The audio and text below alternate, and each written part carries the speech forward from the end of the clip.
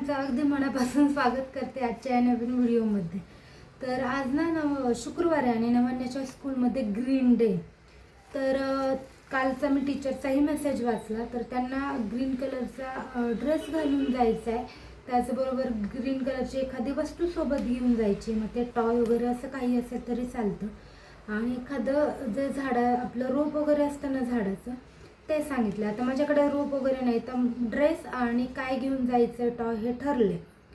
पण आता मॅडम सकाळी उठल्यात 8:30ला, केव्हाचं उठ करते आणि आत्ता मला बोलते की टिफिनला ना ग्रीन काहीतरी सांगितलं। आणि जो मी मेसेज वाचला त्यातही असं ग्रीन काही हवं असं टीचर कुठेच बोललं नाही आहे।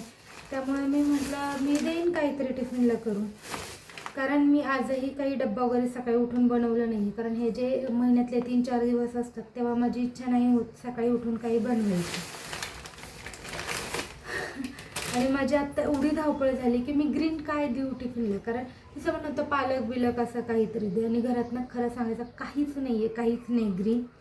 पालक ती खराब झालेली अगदी थोडीशी, तर तीही मी देऊ शकत नाही। मग काय आपलं फटाफट ब्लिंकिट केलं आणि त्यावरून ना हे इडलीचं मी मागवलं मिक्सचर। आता मी याच्यात ना थोडासा फूड कलर ॲड करून तिला याची इडली बनवून देणार आहे, कारण माझ्याकडे दुसरं काही ऑप्शन नाही आहे। काय झालं, केला ब्रश? ठीक आहे। आता हे फटाफट बनवते। दुसरं कधी कधी ना अशी धावपळ होते, नाही मला व्यवस्थित सांगितलं। आणि काल सांगितलं असतं मला काही भाव आहे ग्रीन,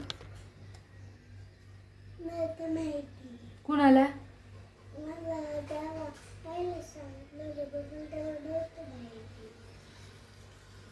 ते बघ ती पण उठली। म्हणून झोपली होती तर म्हणून झोपेतून उठली। आता असं कधी कधी धावपळ होतं ना, काही समजतच नाही की काय करायचं।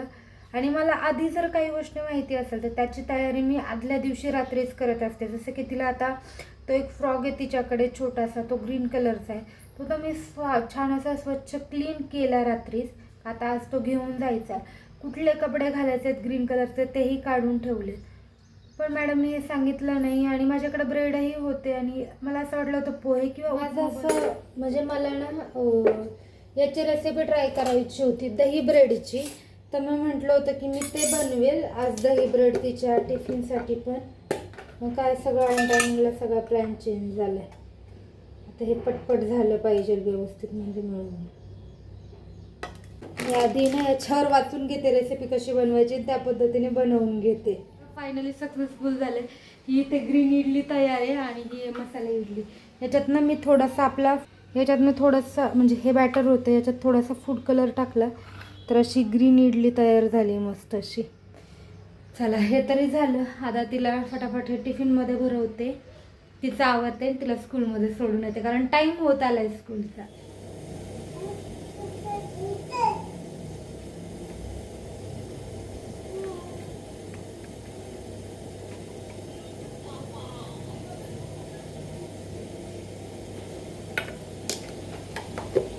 तर आम्ही असं गोड गोड तयार झाले। आम्हाला जायचं आहे दीदीला आणायला आणि तिला क्लिप लावला हे तिला माहितीच नाही। तिला जर हे कळलं तर तो लगेच ती काढून टाकेल। खूप गोड दिसतं असं नाही का, छोटे छोटे मुलांना क्लिप्स वगैरे लावले की। मी नवन्याला पण असंच करायचे।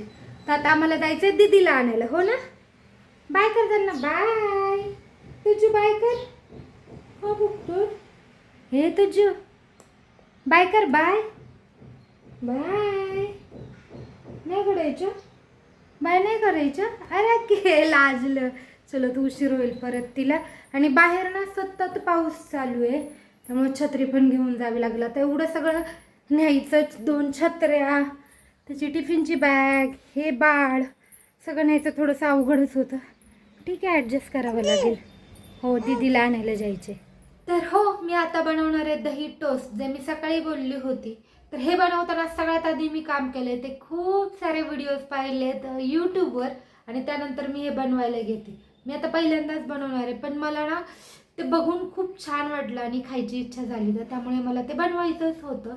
सकाळी बनवायचं होतं, पण सकाळी नवन्याने खूपच घाई करून दिली आणि तिला ग्रीन फूड हवं होतं, म्हणजे ग्रीन कलरचं काहीतरी न्यायचं होतं, म्हणून मग तो सकाळी खटाटोप केला। पण आता मला ते ट्राय करायचं आहे। सगळी तयारी केली मी, तुम्हालाही दाखवते मी कशी बनवणार आहे। ज्या रेसिपीज मी पाहिल्यात त्याच पद्धतीने बनवणार आहे मी. फक्त त्यात आहे ना बेसन पीठ थोडंसं अगदी ॲड करणार आहे, म्हणजे थोडंसं कोटिंग त्याला येईल यासाठी. चला सुरुवात करूया. सगळ्यात आधी ना मी याच्यात दही काढून घेते. सगळं दही सगळं घालून घेतलं, छान असं मिक्स करून घेऊयात आपण. थोडंसं पाणीही घेते मी, थोडंसं पाणी घेते कारण मी याच्यात थोडंसं बेसन घालणार आहे.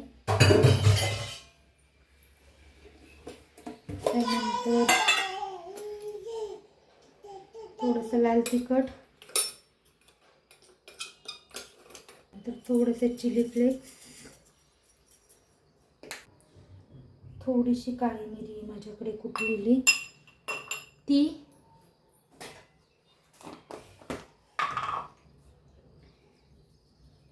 मीठ,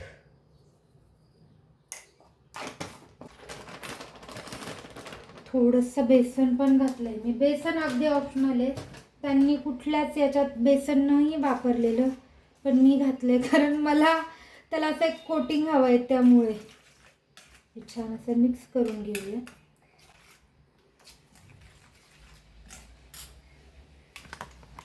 आणि जसं की मी मगाशी सांगितलं की मी जे व्हिडिओज पाहिलेत ना त्यात त्यांनी असं दाखवलं होतं की या ब्रेड डिप करायचा, आपल्या पॅनमध्ये थोडंसं तूप घालायचं, त्याच्यात मोहरी आणि कढीपत्ता घालायचा आणि त्यावर तो ब्रेड टाकून शेकून घ्यायचा, म्हणजे भाजून घ्यायचा दोन्ही साईड. आणि एक व्हिडिओ मी पाहिलं होतं की आधी त्यांनी तडका बनवला होता मोहरी आणि कढीपत्ता टाकून, तो तडका ह्या दह्यात मिक्स केला होता आणि मग तो ब्रेड याच्यात डिप करून भाजलं होतं. तर मला वाटतं ते इझी पडेल अगदी एक एक भाजण्यापेक्षा, नाही का. प्रत्येक वेळेस ती फोडणी द्या मग त्यावर ब्रेड भाजा, त्यापेक्षा पूर्ण तडकाच ह्या दह्यात टाकून घेते आणि तसं मी करते, म्हणजे थोडंसं काम सोपं होईल आपलं. हा भरपूर कढीपत्ता घेतलाय मी. हा ना थोडासा असा कुस करून थोडासा तोडते, म्हणजे थोडे बारीक बारीक पानं होतील याचे. खूप सारी मोहरी घातली मी ॲक्च्युली. मोहरी तडतडायला लागली चांगली, आता खूप छान.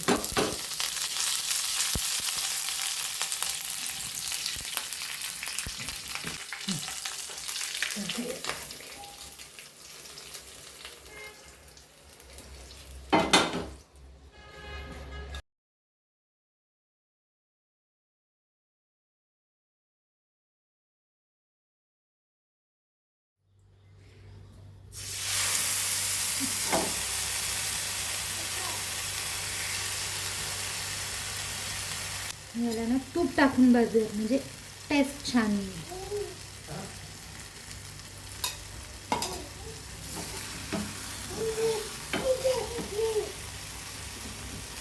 हे ना आपलं तयार झालंय.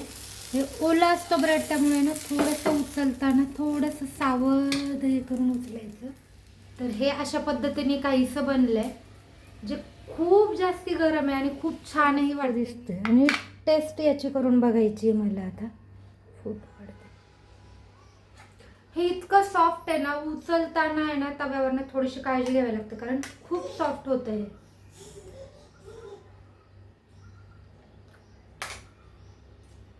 खूप मस्त झाले, म्हणजे जी टेस्ट त्याची इमॅजिन केली होती ना अगदी तसंच लागतं. इतकं सुंदर लागतंय ना हे, खूप मस्त. म्हणजे आणि ही आयडिया बेटर आहे की पूर्ण तडका देऊन याच्यात टाकायचं आणि मग हे भाजायचं, ते एक एक करण्यापेक्षा.